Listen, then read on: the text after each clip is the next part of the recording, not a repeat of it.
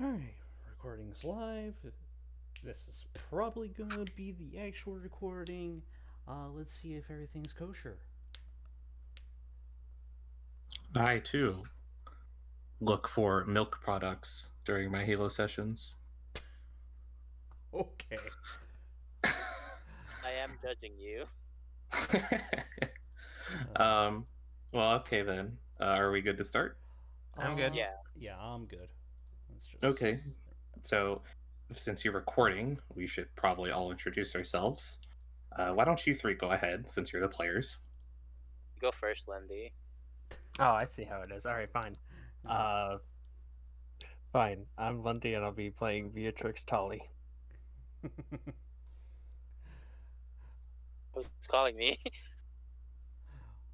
Well, Don't you Brian, fucking back up. damn it. Alright. I guess I'll introduce myself first then, since the lady has stepped out. I am Darkness Above 117, and I'll be playing Sola Sadame. Well, Brian stepped away, so I guess I'll introduce myself. I am Ren Ally, but I just go by Ren. I'm also the DM, so I don't have a character name. Or you could say I have all the character names. What, the player characters? Yeah, he's playing everyone, including the people trying to kill us. So if you're watching this, you probably already knew that. Yeah. I guess we're just waiting for Brian to get back, which is a little unfortunate. Yeah. You'll just have to do some audio editing at this part. Oh, fuck that. No, I'm not going to do any audio editing. I mean, all you'd have to do is cut from one point to the next. It wouldn't be very hard. I No, could do that, yes, but... Even I could do it. Brian, I'm playing Julio. Also, fuck you, Dark. I heard you. I'll be back. Okay, he's Well- gone again. Yeah, because we'll have to account for like breaks or stuff, or if I have to step away or Ren has to step away. It's happened before. I mean, I can just pause the fucking recording. It's fine. Are Fair. you paused right now? No, I'm not paused right now. I mean, I can pause right now if I want to. I mean, we're just gonna be basically sitting here, yeah? Yeah. People at 'Cause- home, you get to ignore the boring part real quick. For later on, for both of you, this channel has like non-copyright music. Oh, cool. Honestly, it doesn't matter. They're gonna copyright it anyways. Let's be real. No, they can't. If it's copyright free, they actually cannot copyright it. But anyways, We call this public domain. yeah. And the recording's unpaused now since Bitch-ass is back. Fuck you. Okay. Alright, let's go. So I'm gonna go ahead and get us started then. Mhm. We've introduced the players and the GM, so we should introduce the game as well. Well, This is Oh, yeah, he did. Okay. Right. this is a campaign for Halo Mythic. We are running the 4.0 rules right now, which just got out of beta, by the way. Uh-huh. The campaign is called Legacy of Argus, Project Elysium. I'm going to give some context to what's going on before I throw the characters into play, for both you as an audience and for them. They know a little more than you, but what's going on? This is the year 2543. So this is actually before the main series of games in the Halo franchise, but it's also after Harvest and some other incidents. It's a little bit kind of in the middle. Humanity is in a shaky position. They're losing right now, though of course no one wants to see it that way. They are going to be going on a mission to a newfound planet that I'm going to reveal on this map over here called Elysium. There's very little known about Elysium, and what is known I'm going to cover in Exposition in character, but they are going to be boarding a starship and going there. I think that gives enough context for now, and I can kind of move things over to more personal with the characters. So you three are being staffed aboard a UNSC Phoenix class carrier, which I'm going to show to you just a picture of kind of what it looks like. I have a map for it, but this is a better representation visually. Phoenix class carrier, as some trivia for those watching, is also the same vessel for the Spirit of Fire, so it might be familiar to you, and is a bit inspired by that. And I have an emblem that I made for the ship as well. Though the emblem would have round text in the final red circle, I don't know how to do that, so just pretend it says, the jargon of UNSC Eternus, Phoenix class carrier, year here, year there.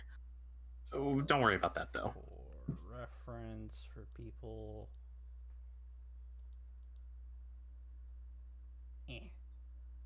This stuff.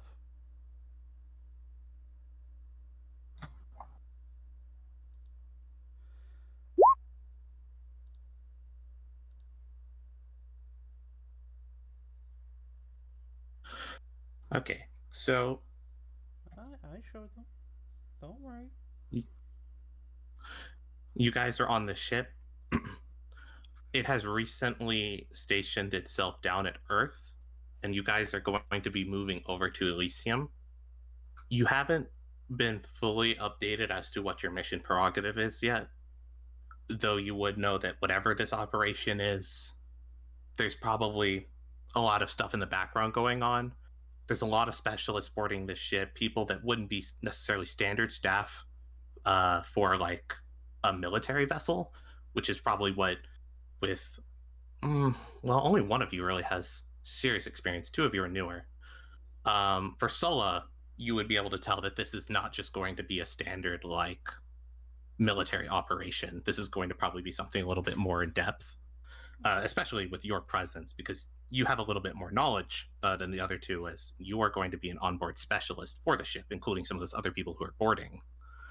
And to clarify, Sulla Sadame, which is Dark's character, is actually a Sangheili, which is very unusual in this time period. This is before the sorts of Sanghelios are reformed. This is before Halo 3.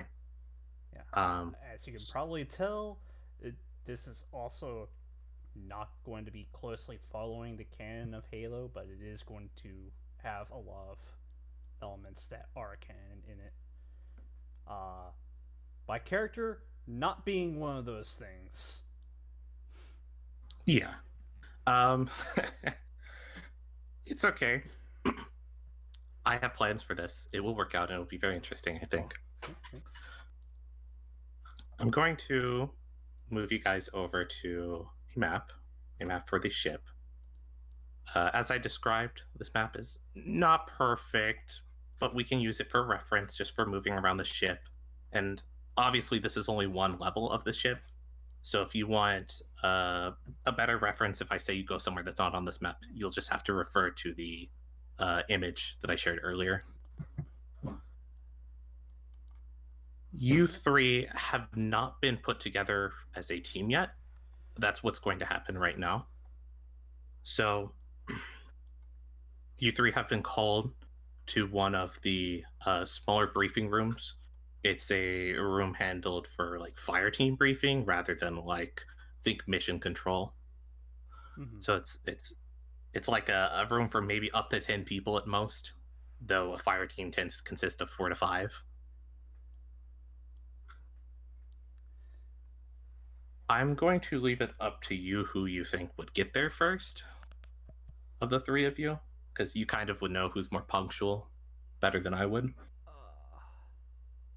While I probably would be punctual, I don't exactly know the layout of the ship well, so probably not me. I'll probably go first then.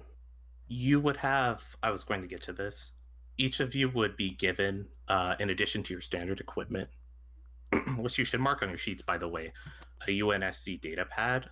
I'm going to share a handout just so you know what that looks like.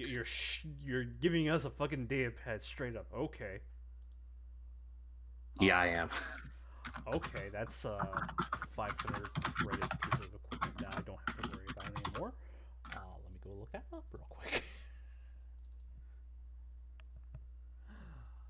I was not expecting this.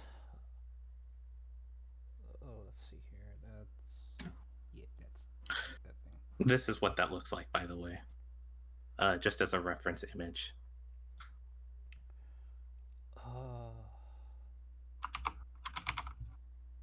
Let's see here.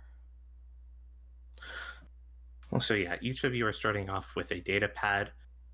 The data pad, I haven't gone through the book exactly and read all the functionalities of it, but think of it kind of like a more advanced tablet with holographic interfaces.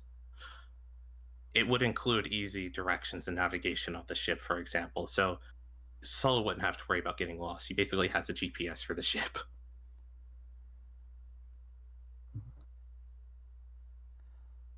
Okay. All right. It's 25 credits, by the way. It's on 116. No, 118. Although in my PDF it comes up on 125. Right, I think I was looking at the Covenant equivalent, which is 500 fucking credits. Yeah, the Covenant datapads are very interesting. I do know about those because I was reading about them like on their pages. Not the same. The Covenant ones also look a lot cooler. Oh yeah. But so you guys are gathering up in this room over here, where I am I in GM player? I am not. I am where I also have my arrow currently pointing. Not looking at the map. Let's see your It's to the right of 6th. Well, there's multiple 6s, but Oh. it's sort of the bottom middle of the ship. It's just below like where the living quarters are.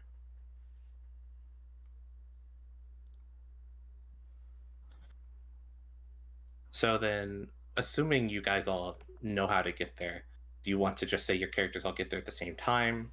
Do you think someone would arrive early? That's kind of just personal character decisions. Bianco would be 10 early. minutes before the actual time. Okay, Yeah. and then what about Sola? I'll get there. You'll be there on time. Okay. Then, what were you trying to say, Lundy? Sorry for cutting you off. I'd be the same as Julio. Okay, so you two are getting there early then.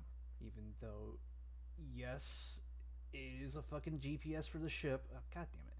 God. Screw you, Roll20. Stop that.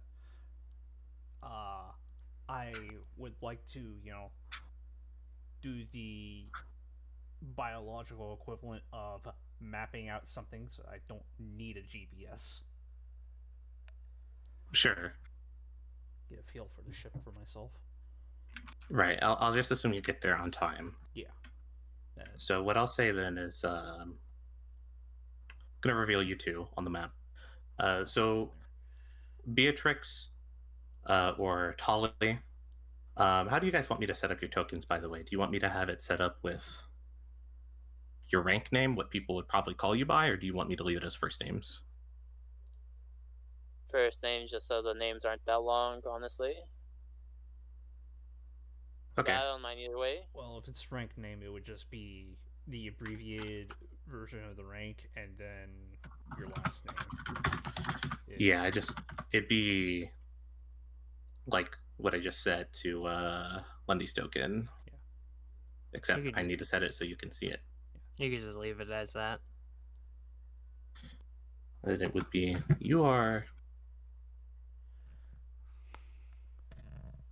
PFC. Yeah, that's what I thought. Okay.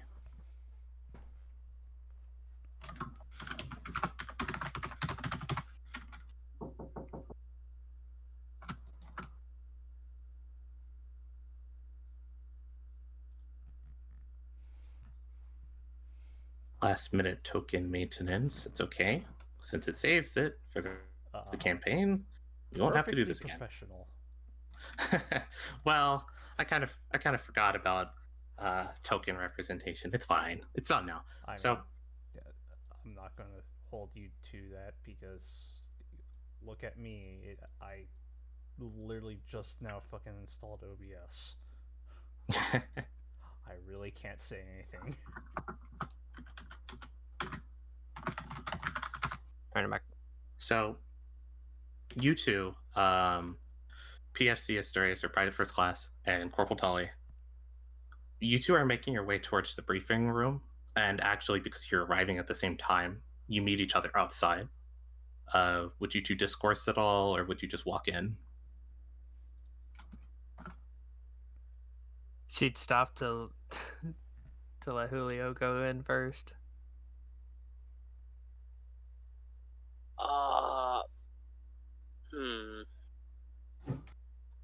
You know what? No. Julio will let you go first. What do you mean I go first? What do you think this is? So what? I make the awkward like gesture, like with my left hand pointing towards the door, like across, and you just stop, or what? What do you do? Julio would look at the door and then look at you, and he'll just say, "Ladies first." She'll scowl at you and then walk in.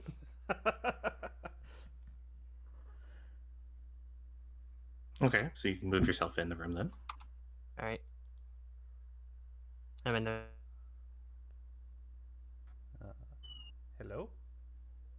Hi there. Hi. Discord audio cut out for at the end of one of these sentences. Well, he just said that he walks in, basically. Yeah. So, you guys are in military uniform, by the way. You're in like military casuals or duds. I should have clarified that. Since you're both part of the Marine Corps, your duds are kind of like khaki. The Navy have white, and the ODSTs have specialized gray duds. You can definitely tell by looking at this person, because he's not actually wearing his casuals. He's wearing his like proper uniform. This person is a CO related to the Navy, which would be very unusual. Usually someone handling the formation of a fire team, you would know, would probably be a commanding officer from your branch. Well, not even technically a CO. You'd think it'd be like a sergeant or a staff sergeant. You can tell very clearly by this person's like badge on his shoulder, or like the epaulettes ranking. This is an 01, an ensign. That's not normal at all.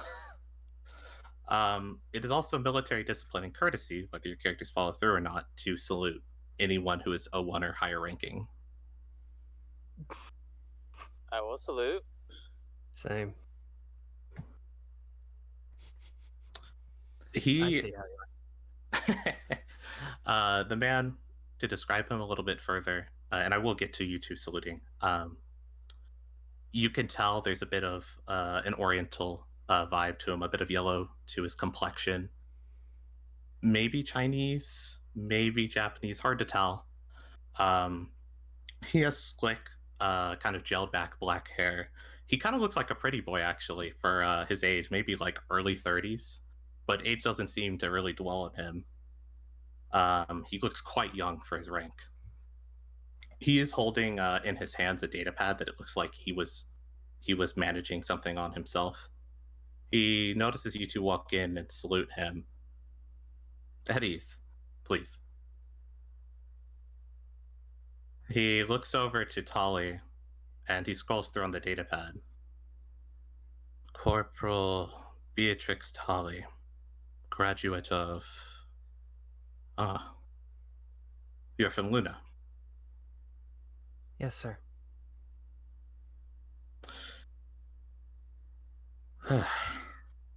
I have a cousin who's actually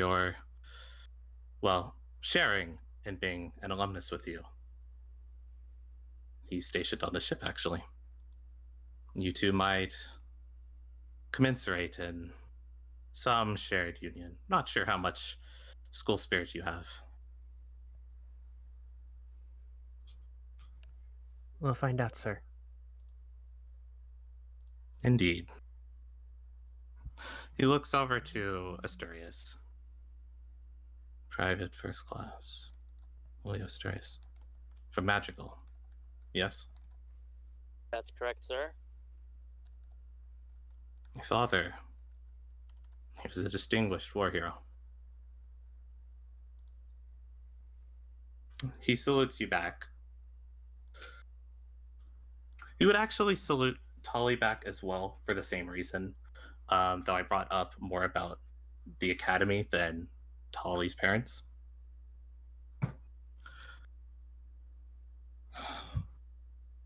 I understand this might be a bit odd. Why is a Navy CO managing your fire team? We'll get to that quite soon. Why don't you two sit down for now?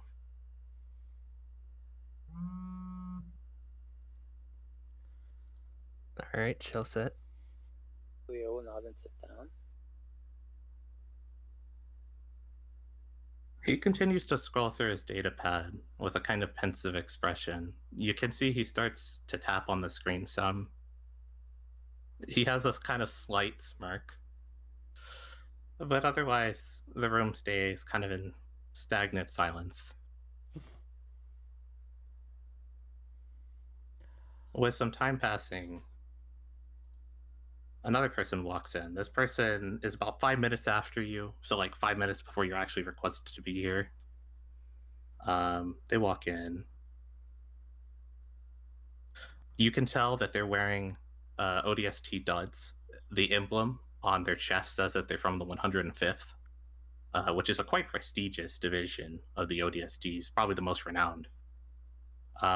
They immediately salute with rigid form. Lance Corporal Akiyama, reporting. You would notice that there's quite a bit off about this person. Their sky blue hair is striking, but what stabs out the most is they have 2 bionic eyes and a bionic limb. Their right arm, actually, is completely mechanical. But they seem ready for duty otherwise. Their posture is firm but excellent. Very professional. The ensign looks over at Aokiyama. Lance Corporal. I see. Sora Akiyama. From Shalong. Specialist. I see. At ease. Why don't you sit down with your 2 compatriots? He looks over the other 2 of you, and then looks over Aokiyama again. And he chuckles some. This is getting already really weird for you two. Not only are you being, I just want to make sure this is understood. Not only is the CO for your fire team a Navy officer, you now have an ODST in your fire team, which is not normal. Something's wrong. The commanding officer just seems to be kind of laughing about it though. Like he's like he does try to take himself seriously, but he's also finding it quite humorous. Sir, if I may. Speak freely. What is this? I understand we're supposed to be forming a fire team, but...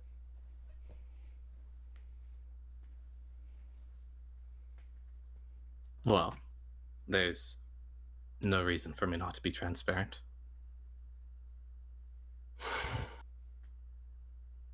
But I don't want to have to explain myself twice.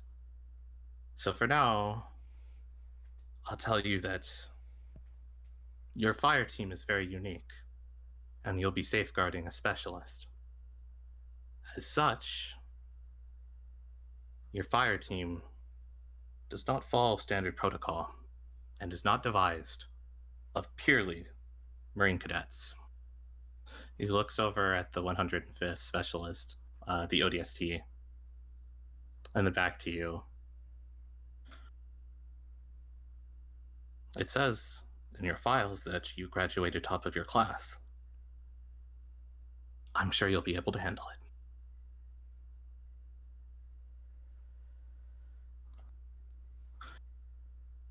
it. He looks back down at his datapad once more. He taps at it a few times, and as he does so, someone else walks in. This is Solo, by the way, for you, Dark. Yep. Much taller than your character is. But I'll let Dark handle that description. So, contrary to what the token suggests, she doesn't have any of the armor plating on at the moment. But you do see one of the aliens that you've been shooting at for the past, 14 years? Something like that?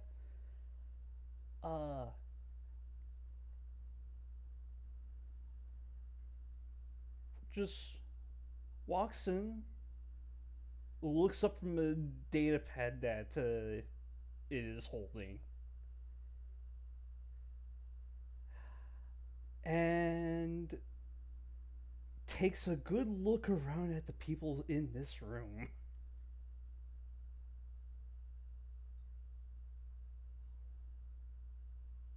Yeah, so you'd see the other four that the two that I've briefly described, the other two player characters. So there's now an ODST from the 105th, a Sangheili who, to your knowledge, prior, was not on this ship. You had not seen them, and a Navy SEAL. The Navy SEAL looks over to Sadame. Scylla Sadame. Lance Corporal.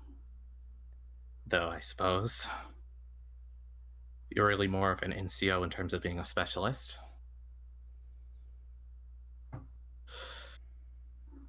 Now that everyone is here, I'll explain in more detail. All of you, stand at attention.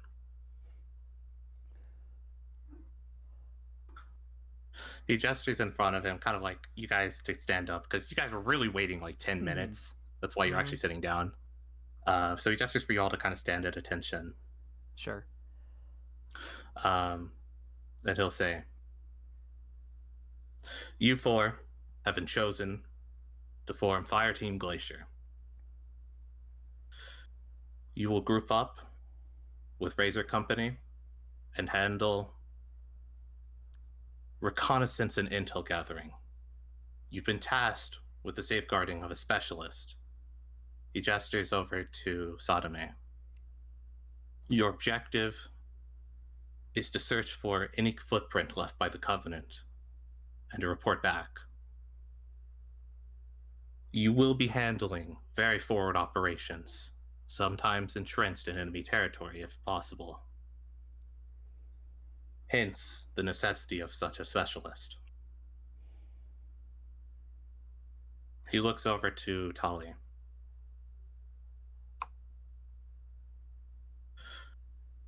Your designated fire team leader is Corporal Tali.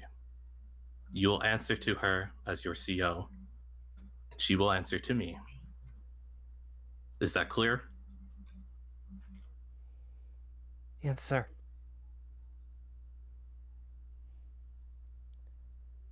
He looks over to the 105th ODST.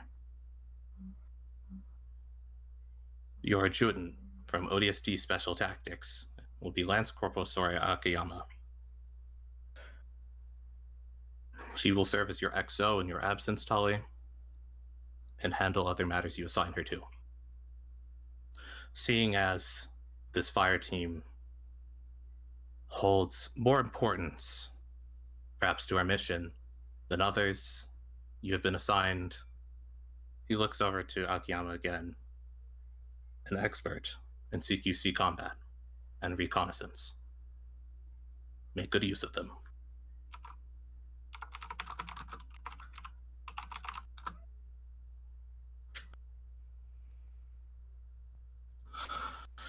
He looks back to each of you, and he gestures for you to be at ease, since he's like, okay, I already handled the formal stuff. Mm-hmm. Yeah. The captain will be giving an address soon. partially regarding Lenscorposotomy. Though, I am briefing you more specifically on matters. Sorry, I got distracted while typing. On matters relevant to your fire team. Let me check something real quick. Just make sure I have this right. Okay, yeah.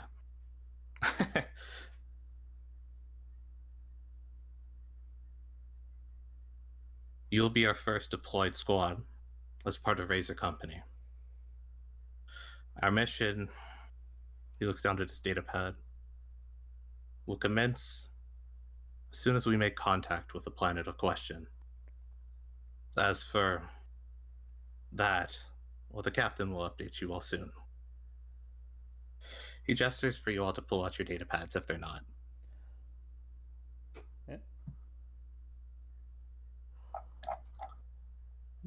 You would see... Sorry, what? Never mind, go ahead. Yeah, sorry for so much exposition, by the way, but this will be helpful. Otherwise, you're just going to be very confused.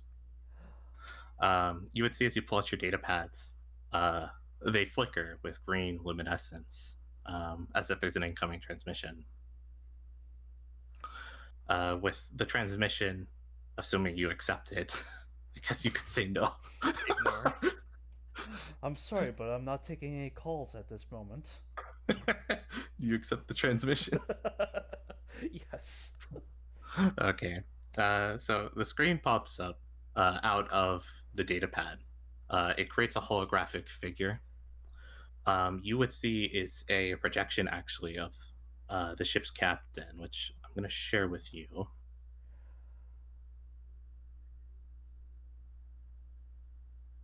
Forgot to share this person's sheet as well. That's the ensign, but this is the captain.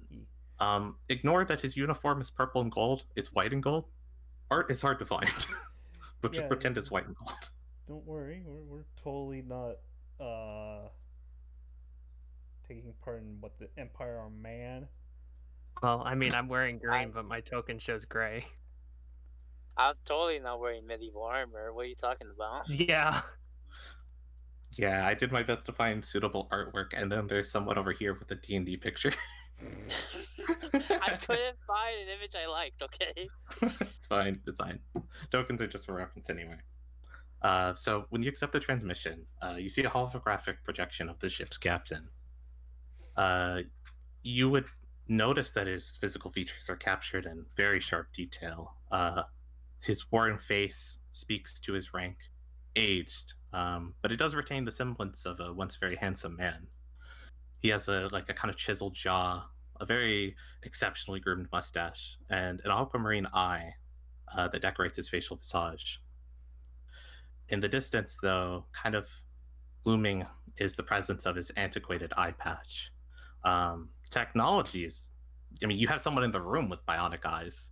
It's progressed to the point at which he could easily have that fixed, but yeah, he still seems to wear it. Something flash cloning. Something. Yeah. His atmosphere is stoic, stiff, like that of an unrelenting ox. And as his eye sharpens, giving life to his otherwise statuesque demeanor, he softly smiles. Heaps of tension falling from his shoulders. I am Ambrose von Thunen, captain of the UNSC Eternus Phoenix-class carrier. He turns his head from left to right briefly, as if looking you on the eye. I have served in the UNSC for 4 decades over. I used to think I had seen it all. The rise of the insurrection, the fall of Harvest, and more. But it was that hubris that gave me this. He gestures to his eye patch. For it, I am thankful. It serves as a constant reminder of my past arrogance and humbles me. I'm going to be honest with you all. We've been tasked with a very simple assignment, but also given the resources necessary to sustain a long-lasting war. Our objective is to survey an unit in the outer Scutum Centaurus arm. We have next to no intel in the world of interest. Rushed, likely insufficient scans estimate the diameter of the planet to be about 13,000 kilometers. It's terrestrial and has a breathable atmosphere. The starship that discovered this world, the UNSC Gladsheim, was retreating from Covenant engagement before entering slipspace. There is a non-zero possibility of Covenant presence in the system. If present, we rectify that, survey the planet, and report back to High Command our findings.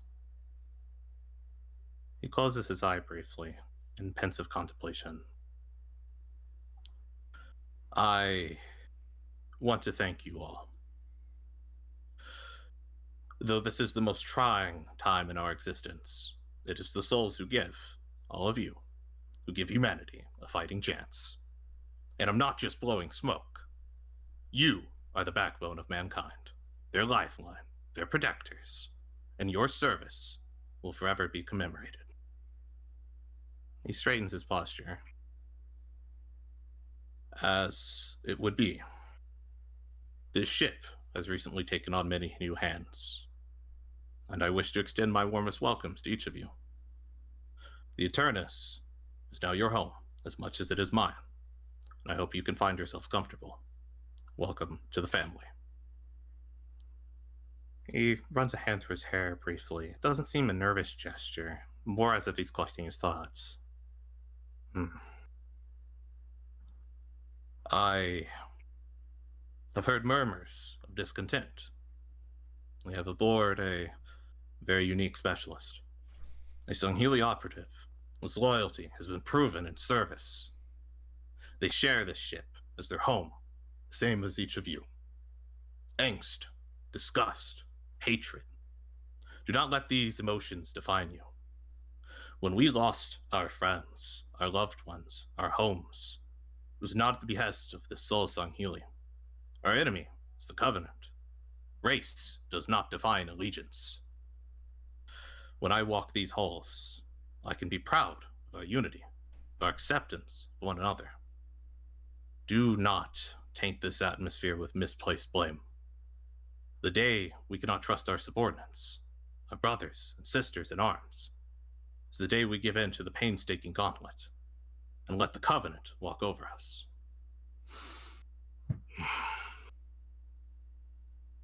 I realize there may remain tension. There are those of you who have lost everything to the Covenant threat. I ask you not to forgive for your losses, but to accept them and move on. Humanity is at stake, and it is your duty as its guardians to fight for its survival.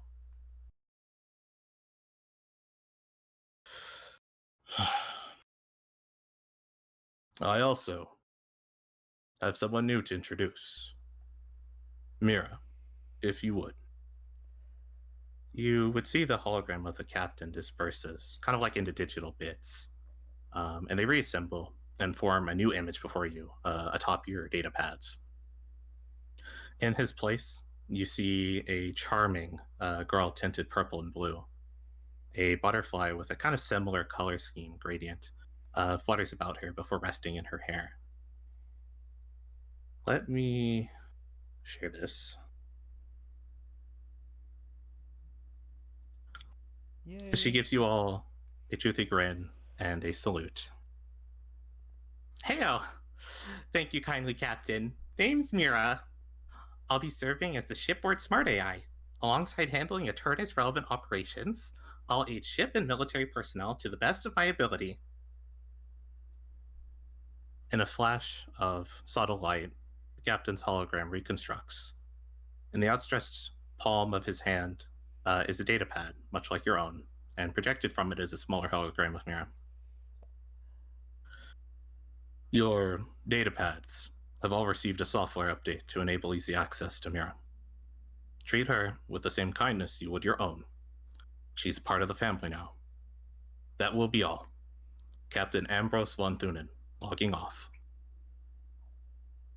And the hologram dissipates once more, the datapad returning to its resting position, no transmission. Sorry for the long exposition, by the way, but it'll be good, don't worry. It's very necessary, I think, at this point, because if I don't explain... It's session 1, yeah. If you don't explain what the fuck's going on, then Yeah. Yeah, I mean, Don't to be honest. Sorry, what were you gonna say, Dark? don't mind the long interactive cutscenes. Well, those will become less frequent. But it's very important right now, I feel, to give some credence and explanation to why there's actually a song Healy on the ship. It's not like everyone just straight up accepts it. Sola probably on the way here got a lot of strange looks from Marines. I Uh, expect so, yeah. yeah. But after the transmission, the ensign looks back over to the four of you. He had his own datapad looking at the transmission himself. He'll say, if you have any further questions regarding your assignment, you can ask now, though I'll brief you all later on the specifics of it as to your deployment.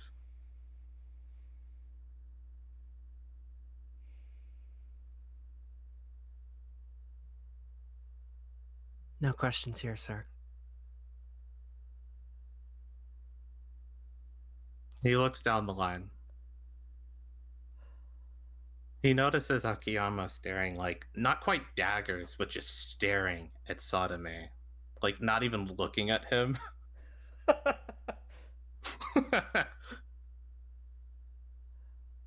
He then turns to Tali.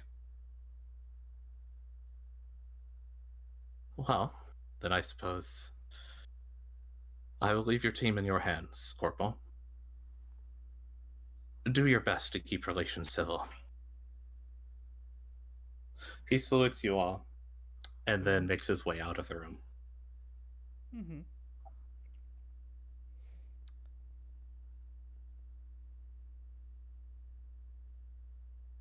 I'll make my way kind of like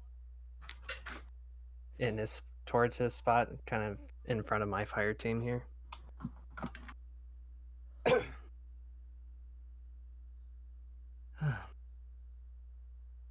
I really hope you weren't expecting some sort of speech, because I do not have one prepared. Instead, I'd rather address any concerns that we have now, before we leave this room. She looks over to Sora. And, well, between Sora and Sadame. For clarification, by the way, Sora is Aokiyama. Sora Aokiyama. Yep. I'm trying to think if I... Oh, I didn't... This would probably help. Hold on. There we go. There you go. Having that handout shared with you guys.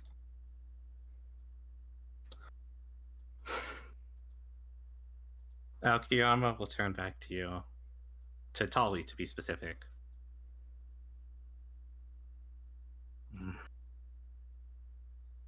The mission takes priority. Though you notice there's still like some tension and probably like pretty clear uneasiness as she steals glances back at Sadame. We'll get to that in a moment. I'd rather have cohesion before we begin.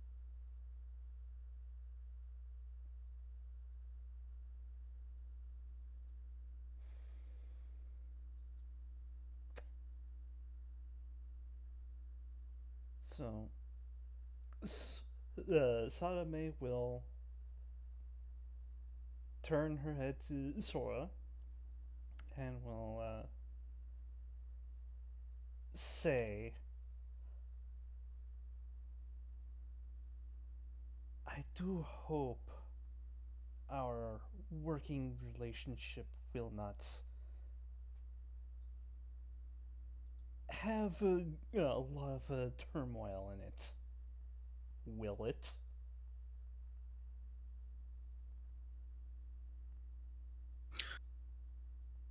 Instead of stealing glances at you, she turns to look you properly in the face. You notice her eyes flicker multiple times, and the kind of circular nature of the bionic kind of swirls and spins and expands as she stares you directly in the eyes. nothing that can't be settled in the ring. If you need to, take this time now to do that.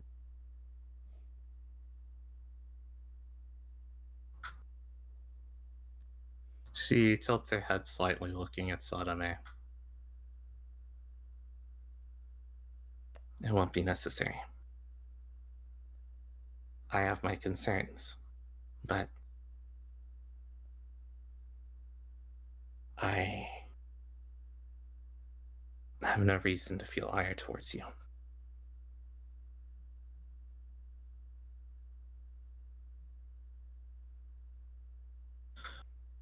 She flicks her eyes down to your data pad. It'd be clear that when she says that, it seems to be kind of like a half lie. She's She seems to be trying her best, though.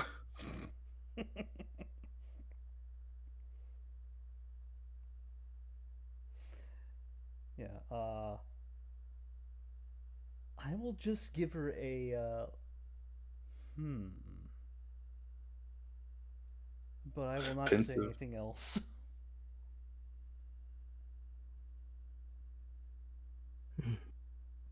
Asterius. Oh God.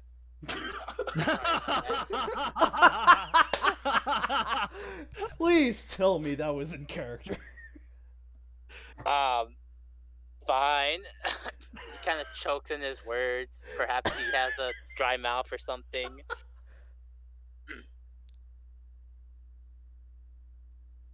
Yes, Corporal Tully. Just Tully. But if you have any concerns, please voice them now. They don't pay me to have concerns, man. You are a part of my fire. Each one of you, let me start from the beginning. Ugh. How professional. Yeah, I know. That's blame the play.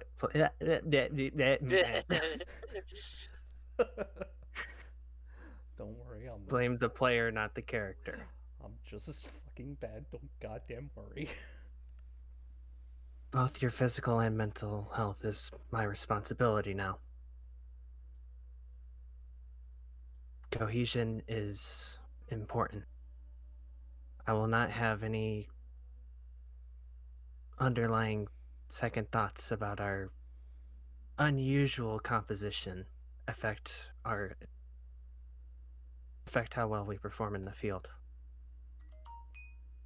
Which is why I'm addressing this now and ironing it out before we even begin, before missions become a concern.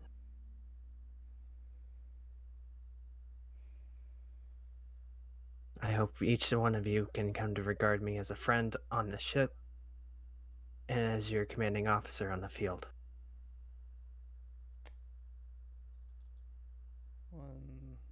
One second.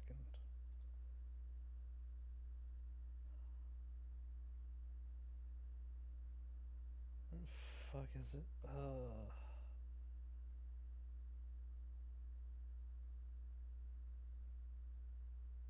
The hell is insight in this? Yeah. That is something I should point out, by the way, to everyone watching. This system is completely new to us, aside from one playtest session. Oh, yeah. Welcome to a D&D group who's played a little bit of Pathfinder and one session of this. 3 years of 5e. For insight, I think you would roll investigation. Really? Huh. Yeah. I'm pretty sure it's investigation. Roll it with charisma. Yeah, that makes sense. That would be this thing and that. Cool.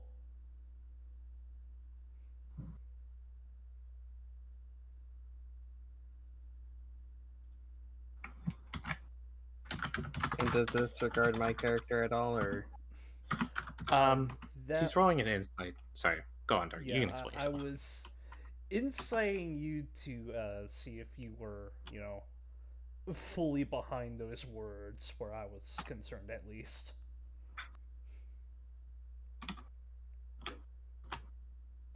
I mean, I feel like I was, otherwise I wouldn't have said it. Wow, that's pretty fast for wanting to be friends with a alien that... I was going to get to that. Okay. Future reference, I think insight in the book would be investigation perception, not charisma, but Yeah, if that would have altered your roll at all. by like 4 points, so not nearly enough to dig me out of fucking 2 degrees of failure. That's fine. So then I'll say Sadame, you're not completely sure. Your experience with humans is somewhat limited. It's harder to tell what their cues are, even though they're kind of universal across races, right? But it just looks different and feels different. It's harder to tell. Yeah, it's not like I have experience talking with humans. Not much, yeah. You have like a couple months, but not like the years that these people here have. Yeah.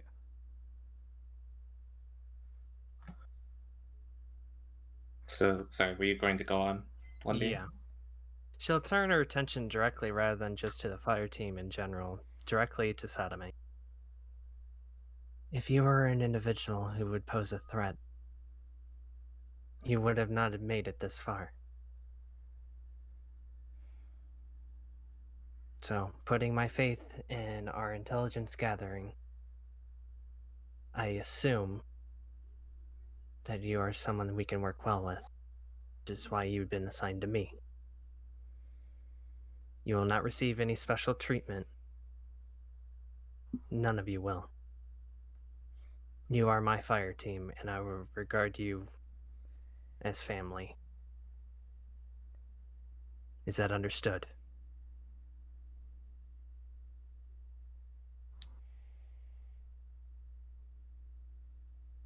Permission to speak freely. She nods. We are all allowed to our own opinion.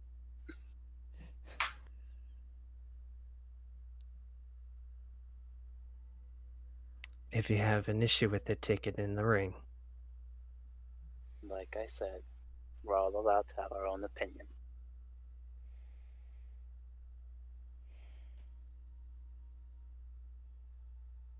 Any further concerns? None. Next to Sara. None, sir.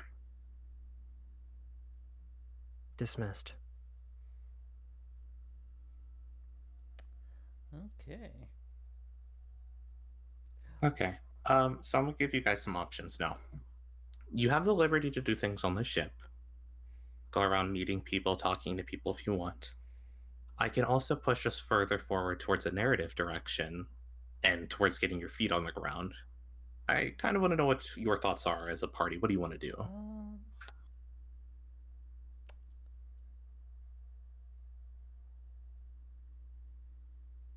As this is a new system, I am fine with each.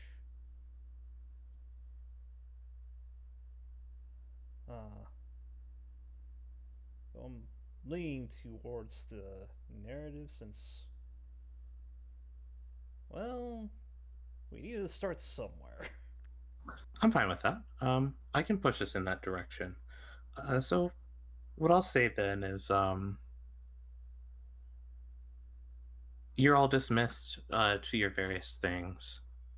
If you think you would be interacting with your fire team members, you can mention that now.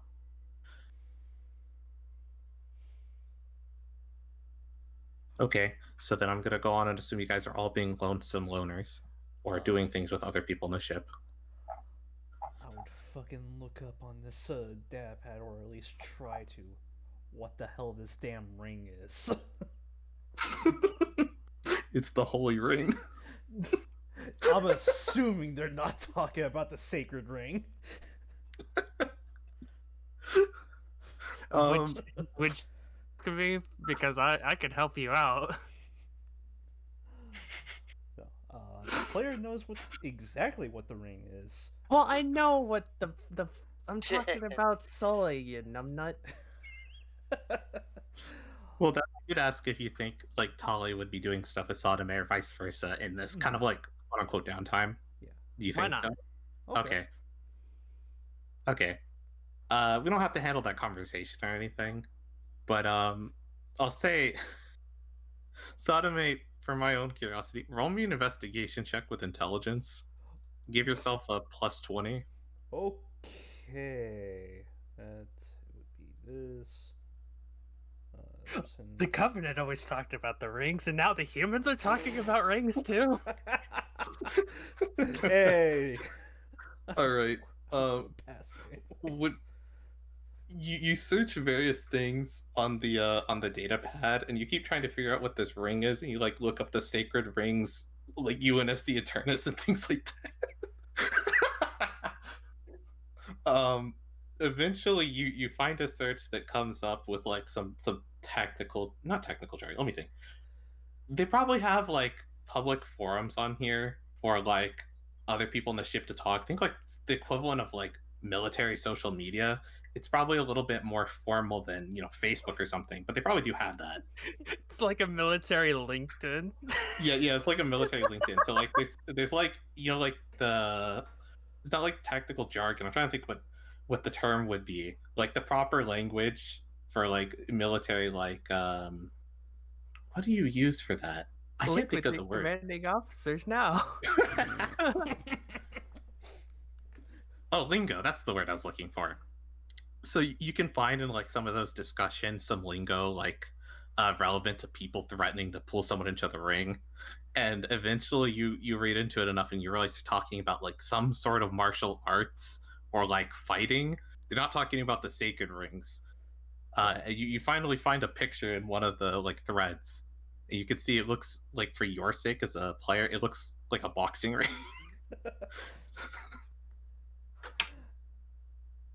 So I'll say that's what you spend your time with Tali doing, is investigating the sacred rings on the Eternus that aren't here. Yeah, what the fuck do these, Well, I won't call them heretics now since I'm fighting with them alongside them. I wonder what it's like to punch an elite without a fucking shield on. Depends on how muscular they are, kind of like us. Yeah. Would you like to try? Well, if I'm showing you it.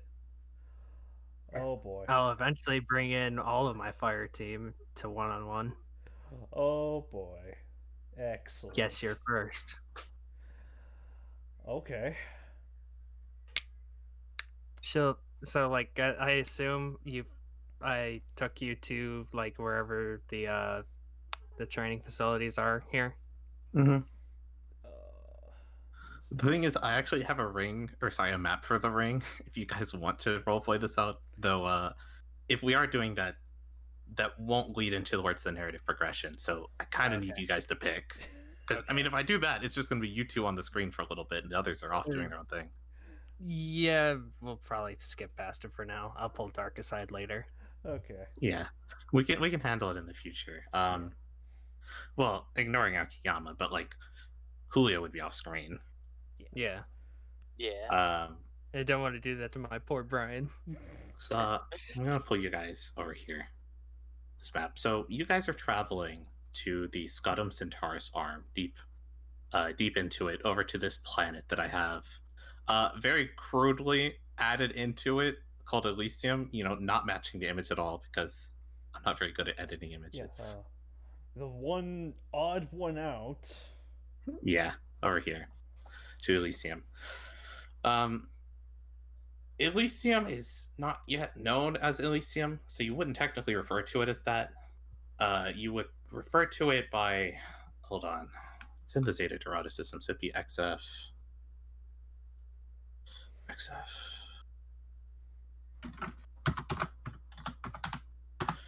It's referred to as XF-141. You guys can out a character called Elysium all you want, I don't mind. And then pretty soon you guys will start calling it Elysium in character too. It's just that part's not known yet. But you guys are traveling to this planet, XF-141. And what your job is going to be is to survey the planet and things like that. Like I said, the Covenant might be here. You don't know exactly all of what's going on, but the captain tried to be as honest with you as he could. Mm-hmm. So as the ship reaches the depths of the Scudus Zentaris arm, specifically the Zeta Doratus system, which isn't on this map, but I might add that later. That's what this area is called. That's the system. It's the Zeta Doratus system. And I'll type that so people can see how it's spelled. You would notice as the starship's kind of floating through space here, because you're slip space traveling here.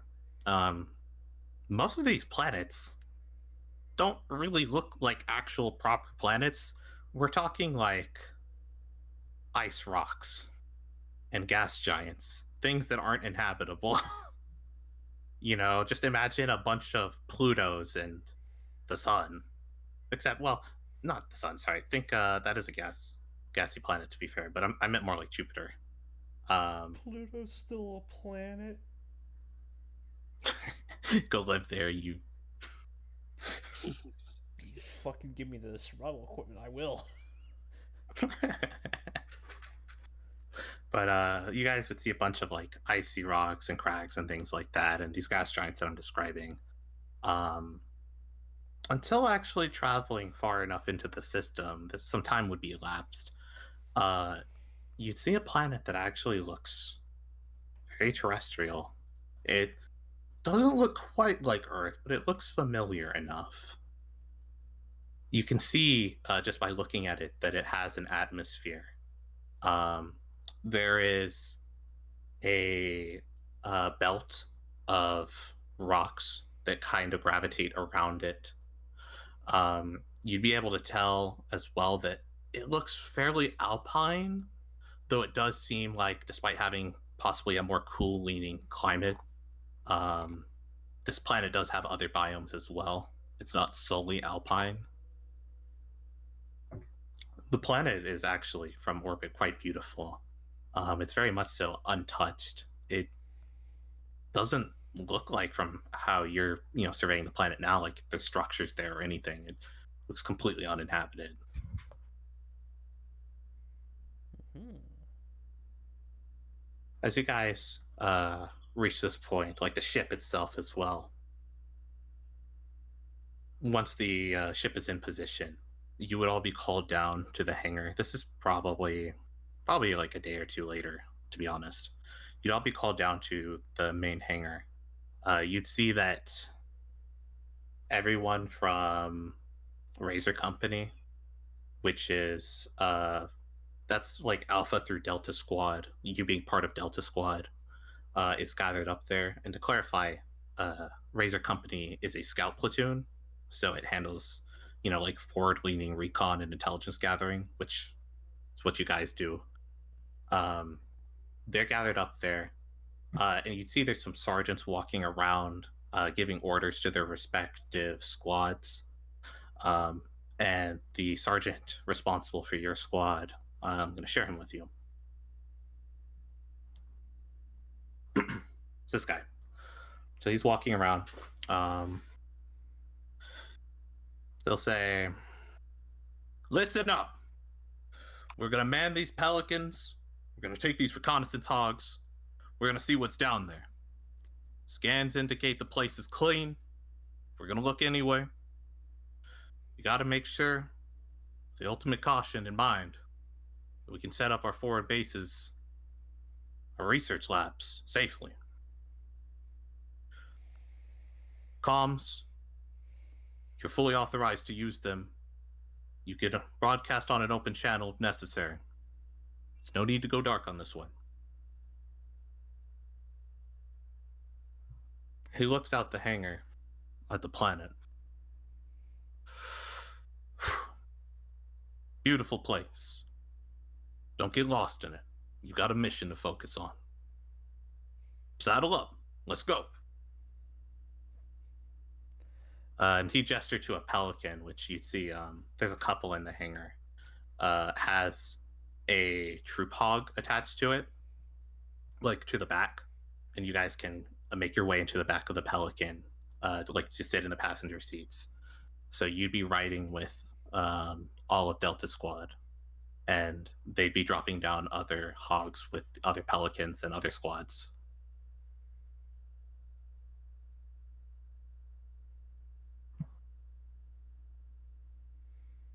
Mm-hmm. I'm gonna put you guys over here.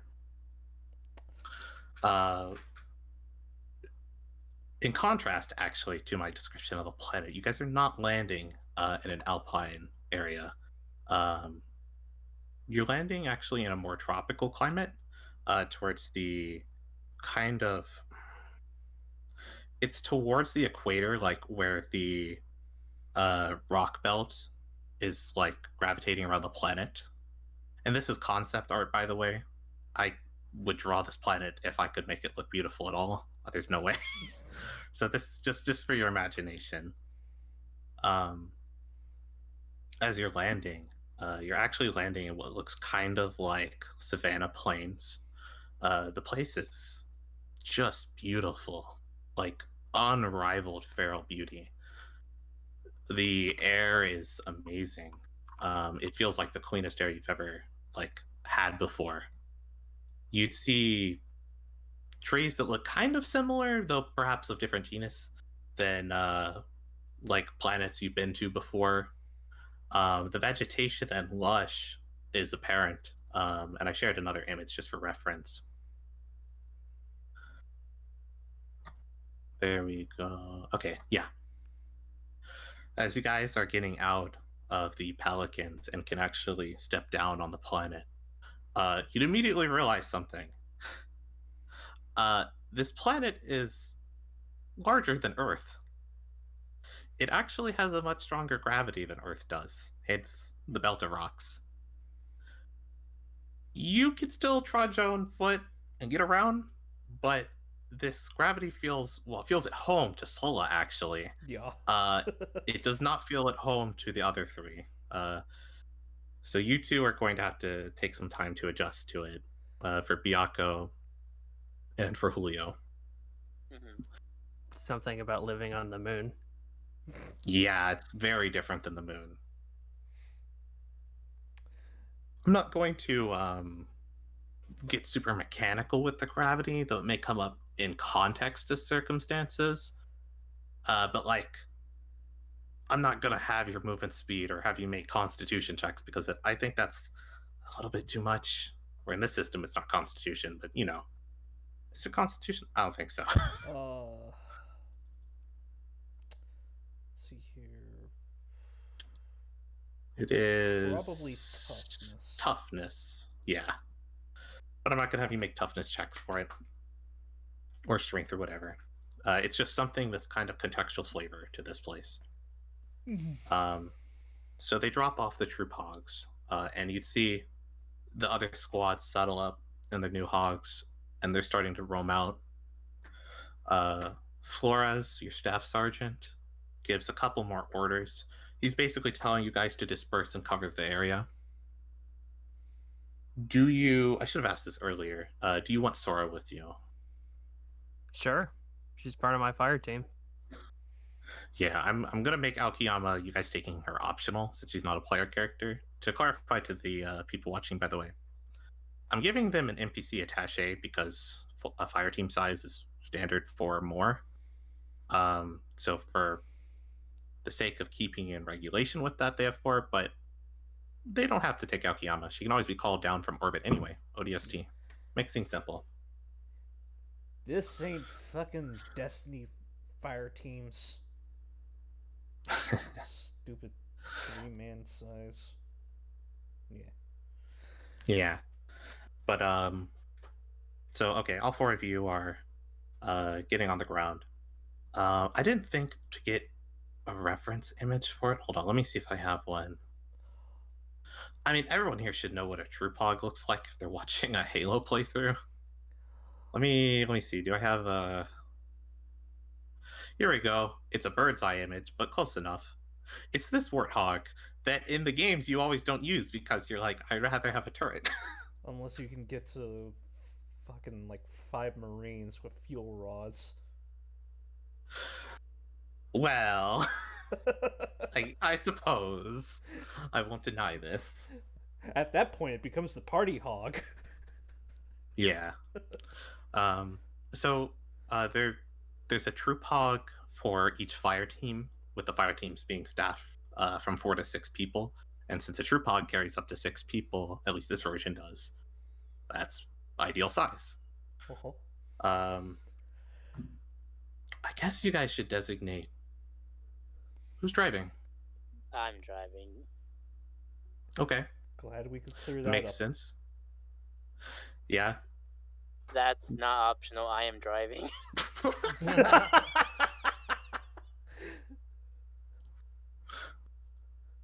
What?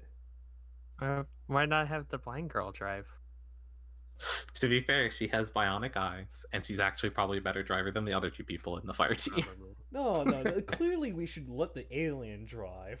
We won't go careening off into a ravine. No. So, this car is strange. Ah! It just rams into a tree. Which, well, Stupid primitive design. Where is their anti-gravitational pad? Anyway. you still use wheels? How barbaric. You guys are getting in the warthog. So, Private First Class Astorius is driving or piloting the warthog. Who's taking passenger seat? I'll do it. Yeah, you can take shotgun. I'll take the back.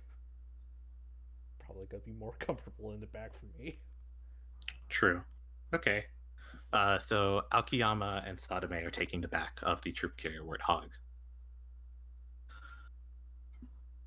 So you guys are just basically being told to disperse and cover the areas I said. Go ahead, just for the sake of this.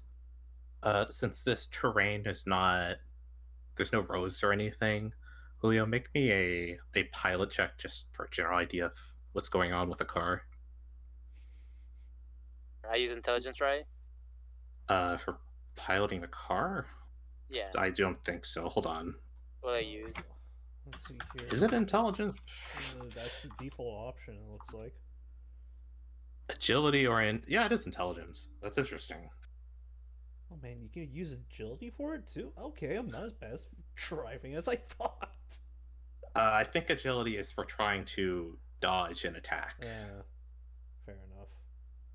Suddenly less happy about that. I'd probably rule it as agility if it were more strenuous driving, like you're being shot at, and I ask you just to make a driving check, even though it's technically not an evasion roll, just to make sure you drive properly, yeah. Mm-hmm. And then I think you'd actually, while evading an attack in a car, you still roll evasion. But anyway, so roll me an intelligence pilot check. Bruh. Why even live at this point? Might as well just take myself out.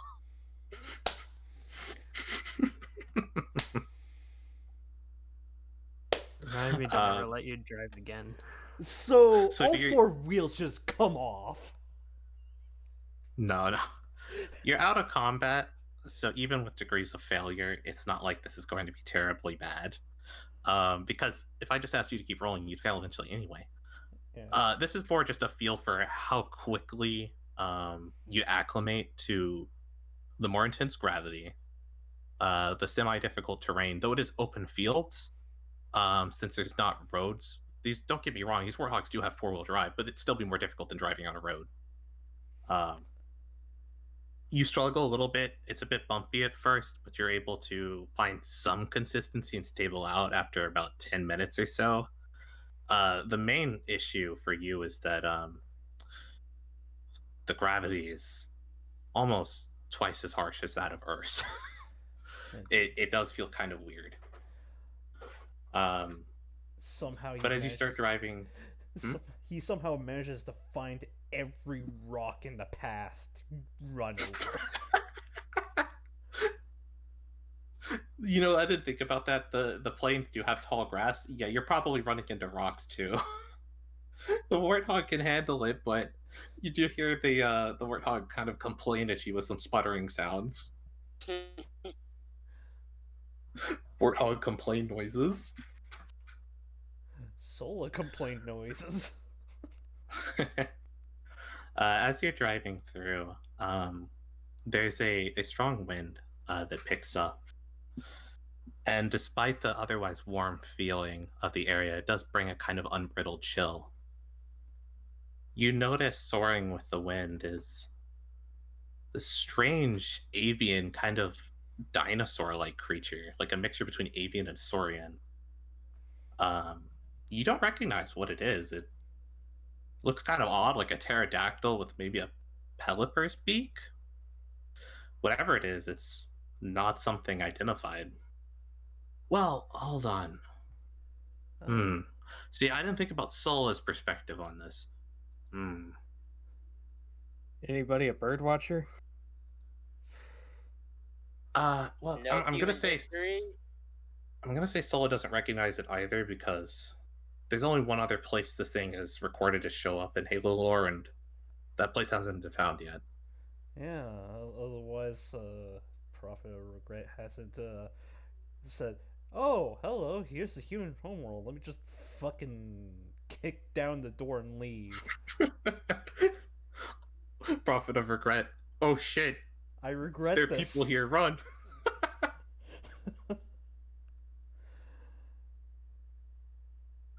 Yeah, so Dark might recognize it just as a Ranma show, but Yeah. in character you guys wouldn't know what it is. I But shot those you see them things. soaring around.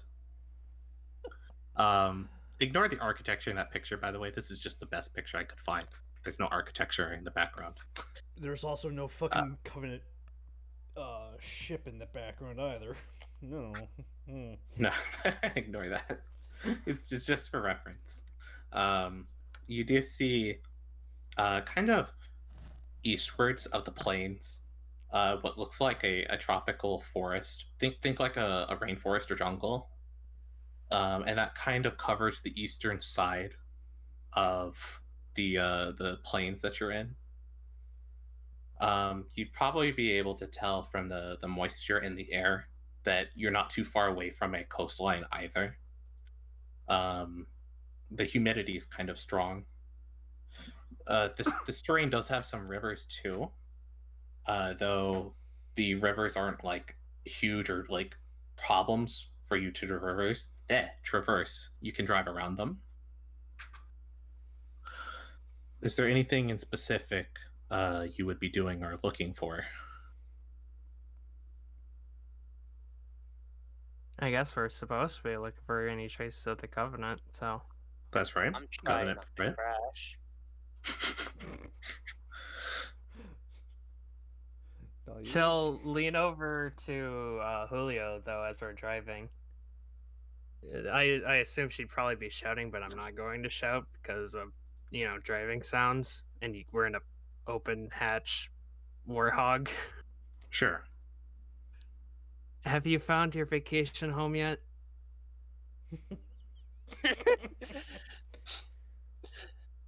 Wise guy, I see. No. Although it does look nice. I don't think I would call this a vacation home per se. What about you two in the back?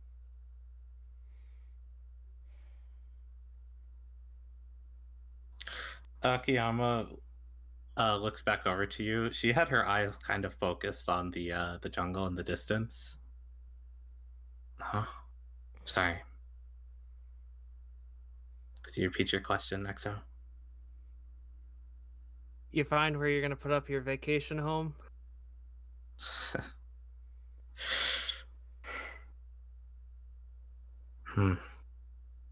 Maybe in my cemetery once I'm gone. For now, I'm fine with how things are, though death by crashing would be a bit humiliating.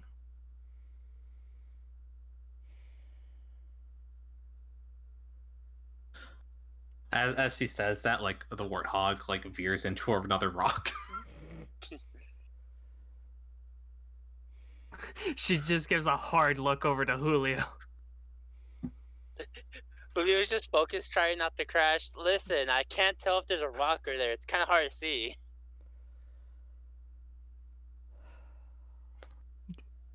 Do you need a booster seat? He just rolls his eyes and just keeps on driving without saying anything. Just give him a rock to sit on. Maybe the one he just hit. He just abruptly stops the warthog. Don't make me turn this back.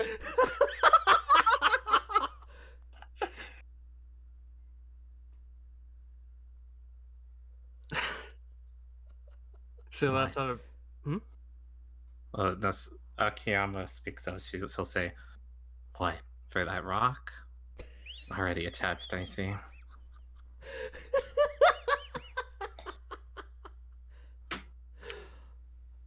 Oh. It's good to get familiar with the environment. Seems like we're gonna be here a while. Though, you should keep that to yourself there. Looking at Julio.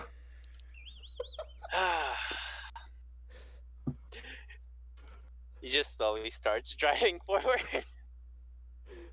You know, if you need help getting in touch with nature, I dabble in Shinto practices. I might could hold a ritual for you or something. Rock huggers.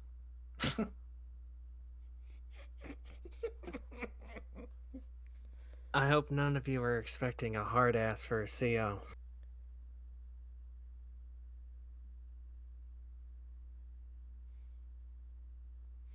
She looks at you, Akiyama looks at you, she gives you this super intense and serious stare.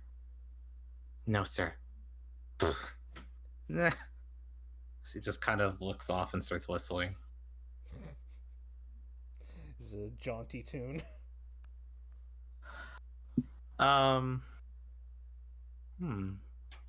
Yeah.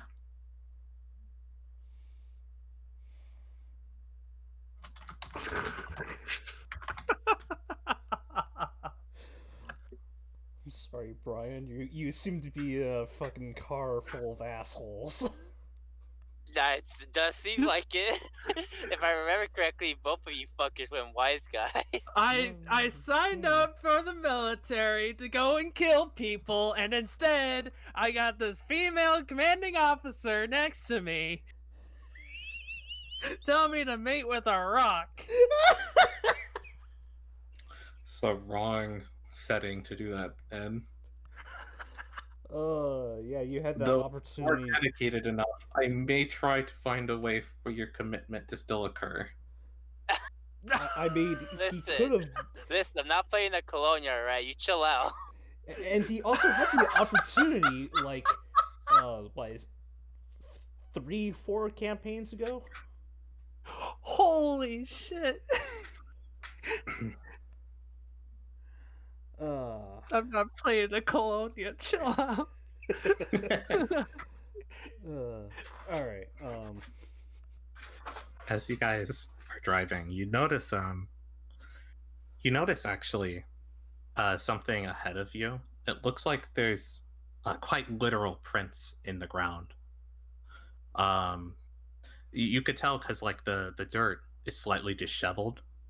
I'm not talking small footprints like a humanoid size footprint or that of a Sangheili. I'm talking like maybe 3 feet in diameter. Quite large. okay, so we're not talking Godzilla prints. No, not that large, but large enough that you can visually see them while driving. Like it actually puts like a dent in the ground and kind of moves the earth around a little. Do you drive towards them? I was gonna gesture to have Julio pull the warthog off to the side.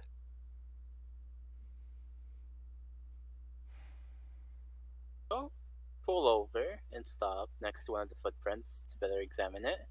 Do you park on a rock? Go fuck yourself.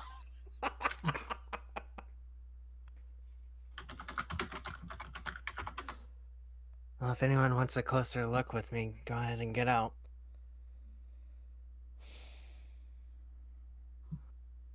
I want to look at this.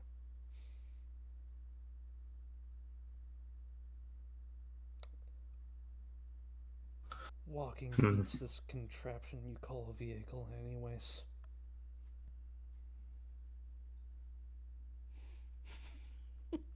I'll guard the car. Kiyama's gonna jump out. She's leaning against the back of the warthog. She has her shotgun pulled out, just kind of standing there. I will point out, although Brian, I don't know how well versed you are in UNSC weaponry. Viako is using an experimental battle rifle. I'm using gun that shoots. For people who don't care to know, he's using an MA5C, I believe. Yeah, he's using an MI5C. That's the automatic rifle or the assault rifle that you see in most of the Halo games. What's a variant of them? Because they change, but yeah. And Lundy's character, Tali, Tali is equipped with an XR battle rifle, which is the first variant of it, actually seen in the Fall of Harvest. It's slightly different, but mostly the same in function. Not. It's heavier. The book is actually called Contact Harvest, but yeah. Contact, yeah. Well, Fall of Harvest, close enough. But I'll move up. Who's following me, by the way? I will be, because goddamn, that trip in So- that hog was fucking uncomfortable as hell. Are you coming along, or are you staying with Sora, Julio? Like I'm gonna get out of the car. Who do you think I am? Fair enough. Alright, so I'll walk up with Solo, and I'll radio Mira. Okay. You don't have to really radio her because you can just access her on your data pad. Oh, fair enough. Oh, so she's put fragments on all of the fucking data pad. It's okay. As long as she has signal. She doesn't have fragments in the data pad. As long as she has signal, she can connect to any of the data pads with an interface. Okay. She's not fragmented at all. You as players will figure this out eventually anyway. Her control cord's on the ship. Well, yeah. Yeah. But you can still reach her fine. Okay. So I guess I'll pull out my datapad for now before I'll worry about syncing her up with like the rest of my equipment later. Unless she just handles that, that's fine. But I'll pull out the datapad. Mira, what am I looking at? So you see Mira pop up. I'm going to pull this out. So you see Mira pop up. She pops up in a holographic display. And she walks off of the edge of the datapad with the datapad still projecting light to visualize her. And she looks at it.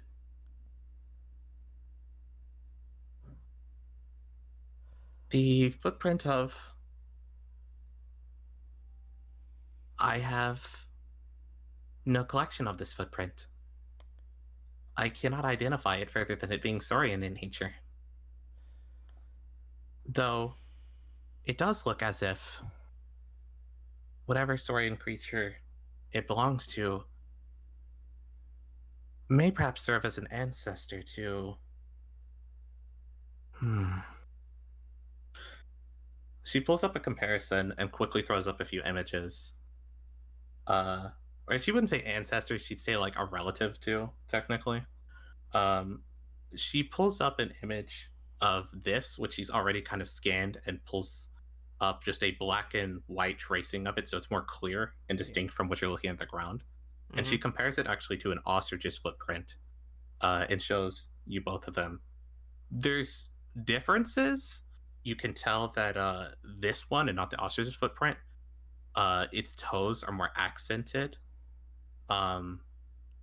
It looks as if they go further and might be possibly sharper. Like, you could tell that looks as if there's like a long like nail at the end of it. Yeah. It does not look like something you'd want to be hit by. There's also the issue of this print is much larger than an ostrich's print, but it looks otherwise similar in design. She turned to you and say, "It's got chicken legs." Are you saying that a character? No. She'd say, estimating the mass of this creature taken by the gravity of this planet, I find it highly unlikely that this creature would be capable of flight. It likely, however, has incredible leg strength. Enough force power, perhaps, to kick over a warthog. Or break it into, or crush it. Engagement with this creature, assuming it is territorial or hostile, would not be advisable. Good to know. Best tell Julio not to try to run it over then. We'll be fine.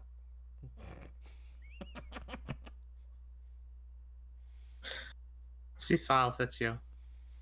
You see the butterfly fly around her before she dissipates with it into digital bits. I'm satisfied. Let's roll. So, we are on plains, yes? You're on the cusp of, think like tropical rainforest and plains. Mm-hmm. So yeah, you're right now in like savanna plains that are, or tropical plains sort of leading into a rainforest. Do these prints lead into or out of the forest? They do not lead into the forest. They trail off northbound. Okay. Next question. Am I able to see this thing? No. Okay. Good. We're probably not going to... Julio is probably not going to run over it then. I do want to make it clear. This footprint was like 3 feet in diameter. This thing might be as big or larger than the car. You could try to run it over. Don't tempt me. I'm going to run over the big ostrich. Don't tempt me. We also don't know if it's bipedal or quadrupedal. That's true. She didn't actually say either way, but not like we can tell. Trying to think based on footprints. Yeah, you probably wouldn't be able to tell if it was bipedal or not. You can tell, I didn't describe this part, that the tracks are separated enough that it looks like there's leaps and bounds of movement rather than like walking. It does look like this creature, despite the intense gravity, is very quick. Like they cover ground fast. As you guys are getting into the warthog, Mira pops up briefly, but this time not with a holographic display. You get a little flash on your data pad. This would be Tatali. Mm-hmm. I have an update. I ran a carbon analysis. It seems as if these footprints are over a day old. Though it is difficult to tell with the foreign elements involved. The atmosphere I haven't completely analyzed. My calculations could be slightly off. I'll take your word for it. Aging of carbon atoms shouldn't be changed, but could by other things.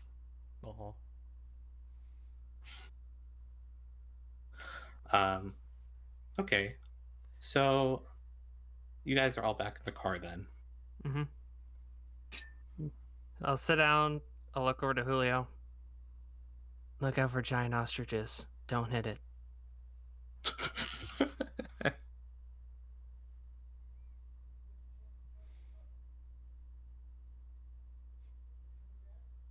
I can't hit it. Mira says they'll probably crush the car. Alright. You can kind of tell he's kind of disappointed that he can't run over the creature.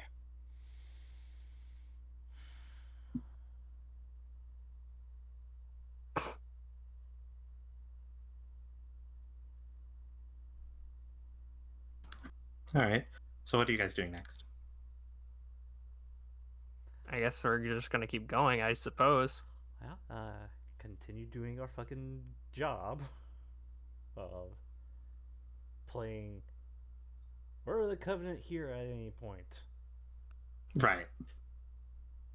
Okay. So as you guys are driving, there's actually an open transmission brought up by one of the fire teams in Delta Squad.